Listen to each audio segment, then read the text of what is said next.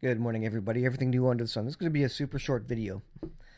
Economic collapse. It is well underway. It started in 2008. It was not moving fast enough, I think. So the powers that be decided to lock down the economy. I mean, I don't know if they all got together and spoke in a room about locking down the economy and tearing down the current world economic system to usher in a new global system, but certainly it appears that that's what's happening. $28 trillion in debt, and that 8 trillion has happened in the last 3-4 years. Um, America has a problem. Well, almost a 28 trillion national debt has ballooned to an astounding $27.9 trillion. To put perspective on just how much that is, consider this: if you were to if you were to stack $100 bills on top of each other, $1 million would be around the 3 feet mark, about the height of a chair or a toddler. If you keep stacking $100 bills, eventually past the peak of the world's tallest building, going over over a half a mile in the air, this would be 1 billion. If you're going to 1 trillion, here is the punchline. It would stack up to apparently well above the space station to get to $1 trillion of stacked $100 bills. So this is a big deal. Big milestone is going to be that $30 trillion mark. Inflation. Inflation is going to be increasing. How much could inflation soar? So we talk about hyperinflation. This is what happens before economies completely collapse. the uh, the value of a dollar.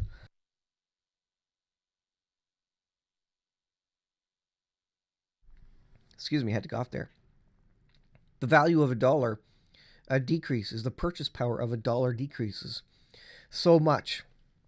And the Federal Reserve wants about 2% inflation every single year. And but what happens in failing economies is that as they are starting to transition to a new currency, the value of every dollar will continue to decrease. It will continue to cost more and more and more for a loaf of bread. It's exactly what we see in Revelation 6 with the four horsemen of the apocalypse. A penny of a measure of wheat for a penny, and that's effectively a day's wages for a loaf of bread. That's what that translates to, and this is what's coming. The Fed's bark and sees inflation pressure increasing in the second quarter. Things are now out of control. Everything is a mess, and we are seeing wide-scale shortages. Prices are rising so rapidly that many are wondering if it is sustainable. And no, it's not. Prices are going up, and lead times are growing every day. So everything you want from China or the grocery store, it is all increasing significantly and very quickly. And we're heading towards a place effectively, and it's going to ramp up very, very fast, where it's a measure of wheat for a penny. That is fulfilled in Revelation 6, which happens in the first half of the 7-year period. And if we are on the way there, and all the experts and the Federal Reserve sees that and knows that it's coming, then that should tell us that this is a problem. Printing money out of thin air, you can't do this forever. Eventually, people are going to realize, you know what, every dollar is not worth very much, and so I want a whole lot of dollars for the goods and services that I'm providing. And this is exactly what's happening. Another headline that I want to quickly reference, and then I gotta cut this short. Israel is introducing so-called freedom bracelets, quote unquote, to enforce lockdown. So the idea is, if you get the vaccine, you get a freedom bracelet. If you get the freedom bracelet, you are then able to go to restaurants and go into buildings and basically live a quote unquote normal life if you have a freedom bracelet. So they're now requiring something to be worn on your right hand, shortly to be forehead, that gives you freedom to participate in society. Without that, your freedom is limited. And this is exactly what the description of the Mark of the Beast is. Mark of the Beast will come out And you won't be able to buy or sell unless you have this mark, and it's going to be on your right hand or your forehead. And basically, it'll be like this freedom bracelet that Israel is implementing. If you don't have it, you're going to be an outsider. You're going to be starving. You won't be able to buy food. You probably won't be able to pay your mortgage. You won't be able to get a job. You won't be able to go out to public places. This is going to be the pressure. This is going to be the requirement of the mark of the beast. And we are moving there. Why? Because of COVID. Quebec in Canada is going to implement a green pass, a COVID pass. This is going to extend to all parts of the nation. And I think this is going to be across the board. To cap it off, this is techhq.com. Digital dollar is now a high priority project for the United States. So again, as we talk about the mark of the beast system, the digital currencies that the world is moving to get out of this debt issue. If the problem is debt, and they can go to digital, and it's pretty much digital right now, but they got to get rid of cash to really inflate the numbers, to really fully 100% manipulate it, and to really get rid of COVID and whatever the next pandemic is. They need to get rid of cash. They need to get rid of fraud. They need to get rid of all the lawlessness that comes from having real cash. And of course, it's going to wipe out the debt as well. They're going to wipe out and transition. Well, they need to move to digital currency. And biblically, prophetically, we know that this is exactly what is coming in the last days and soon. The world, the economy is on its knees, on its last legs, as they say. It is held up by crutches by way of printing money out of thin air. And it's not going very well. The lockdown was kind of the last couple of nails in the coffin for the economy. It crashed in 2008. That was kind of the big event, I think. And ever since, it's been printing money. They've never stopped printing money. This is the problem. Before that, they were kind of able to get out of quantitative easing and large money printing. But now there's no hiding it anymore. And what a perfect reason, because of the pandemic, to come out and print as much money as we need.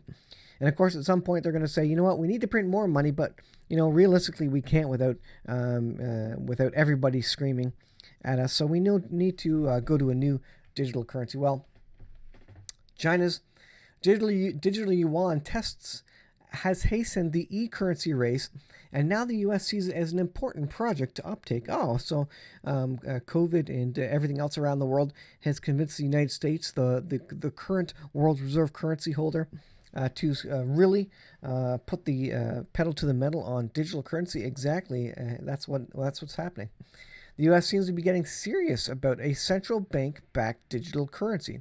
They see money going into Bitcoin and all these other cryptocurrencies. They want a piece of it, and they can't really control Bitcoin, at least at this point. And they want complete control of the monetary system too, because they want to be able to control the economy. They want to, keep it from crashing or going up too fast, and they want to be able to regulate it. And they can't regulate cryptocurrencies, and so they want to create their own, where they can get into the back end of it, to the database, and do whatever they need to do, of course, to keep the economy on track. Well, it says, central bank-backed digital currency, when the Treasury Secretary and Federal Reserve Chairman hinted this week that a digital dollar is a high priority. Yet there is a great deal of work to be done, as issuing a CBDC in the States would not be an easy task. It's not an easy task unless you have a crisis with which you can use to fast track this and really push it into effect, by fiat militarily, and that's how the current currency really came into effect. Basically, they just said, "Oh, no more gold standard. We're just going to flip it over," and they forced everybody. And there have been gold and silver confiscations in the past, where the government wanted to switch over and not have a gold-backed U.S. dollar. And so they said everybody who has gold has to send it into the government, and we'll give you X number of dollars to pay for it, which you can use in our new fiat currency system. That's exactly what happened in the past. There is no doubt that the People's Republic of China is currently the front runner in the global race towards digital currency. The country has been waging a digital currency insurgency on the global financial system for the last few years, challenging the U.S. Dollar for monetary supremacy. There will be an antichrist leader, a one world leader who will come in and in the midst of this say, we need to go to a digital currency, and we're going to create a world currency, whatever that is.